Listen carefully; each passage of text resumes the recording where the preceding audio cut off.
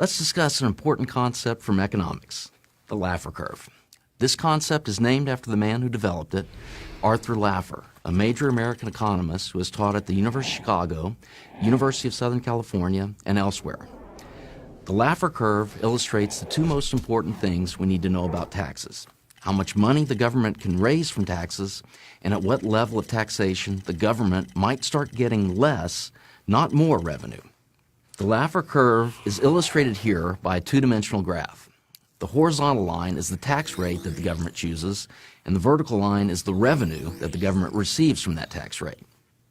First, because 0 times any number is 0, if the tax rate is 0, then the government receives 0 revenue. Accordingly, 0, 0 is our first point on the curve. Now suppose the government chooses a very small tax rate, say 1%. The government will then begin to receive some revenue from citizens. This means that another point in the curve must be something like this. Now suppose the government charges a 2% tax rate. Then everyone would agree that it will receive even more revenue, which means that another point in the curve must be something like this. And if the government keeps raising the rate, then revenue will continue to go up, at least when we're in the low tax rate part of the graph. This means that if we fill in the curve, it has an upward slope, at least when we're in the low tax rate part of the graph. Now suppose the government charges a 100% tax rate. If this happens, then no one would work. That is, why would anyone work when the government is going to take all the money that they make? And if no one works, then national income would be 0. This means that government revenue would be 100% of 0, or 0. This means that another point of the curve must be here. Now, let's complete the curve. When we do, we see that the curve must have a hump. That is, it could look like this, or this, or this. But it has to have a hump. This is simply because the revenue line has to go up in the low tax rate part of the graph, and it has to start going down to reach the point we drew at the 100% tax rate. But if the curve slopes downward, it implies something remarkable, something that few of those who push for higher and higher taxes want to admit.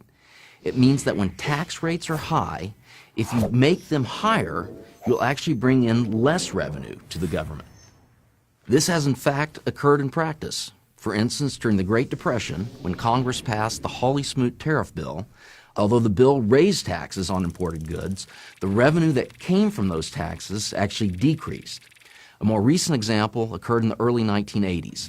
After President Reagan and Congress drastically reduced the tax rates on the rich, the tax revenue that came from the rich actually increased. All economists, even the most left-wing ones, agree that the true Laffer curve, the one that reflects real life, has a hump. Now, therefore, the curve has a downward sloping part, meaning at some point, tax revenues start going down when you increase rates. So where then do economists disagree? They disagree about exactly where the hump occurs. When I took my first economics class in 1984 at Stanford University, the textbook said that the hump occurs somewhere around the 70% tax rate. But apparently, I was taught something wrong. New evidence from an unexpected source suggests that the hump occurs at a much lower tax rate, something around 33%. That source is a study by Christina Romer and her husband David Romer. Both are economics professors at the University of California, Berkeley. Christina Romer was the chairman of President Barack Obama's Council of Economic Advisors. In other words, the study was written by one of the most influential liberal economists in the United States, and it was published in the American Economic Review, the most widely respected economics journal in the world. The study examined how national income responds to tax rates. But as far as what concerns us here, the key point is that if you do the math, the results imply that the hump on the Laffer curve occurs where the tax rate is around 33%, much lower than economists previously thought. Let's now put these findings into political terms. They suggest that no matter what your politics, you should not want tax rates to be above 33%. Obviously, conservatives and many moderates think rates should be lower than that, But even if you are an extreme left-winger and your only goal is to make government as big as possible, you should still oppose a tax rate higher than 33%. The reason is that, as the Romer and Romer study suggests, when tax rates go higher than that, the government actually gets less money.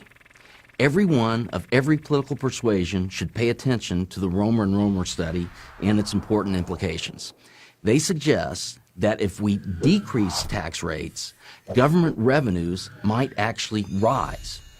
I'm Tim Grosclose, professor of political science and economics at UCLA for Prager University. Join Prager University, subscribe to our YouTube channel, and sign up for free at prageru.com.